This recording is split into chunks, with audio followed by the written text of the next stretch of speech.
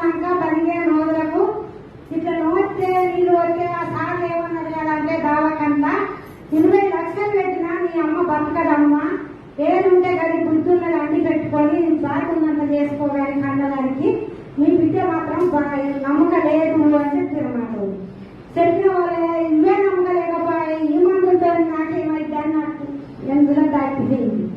తట్టి చేయడాక ఏమైంది కదంటే ఎట్లన్నా కానీ తీసుకుందామని నేనే అన్నాడు మా ఇంటి.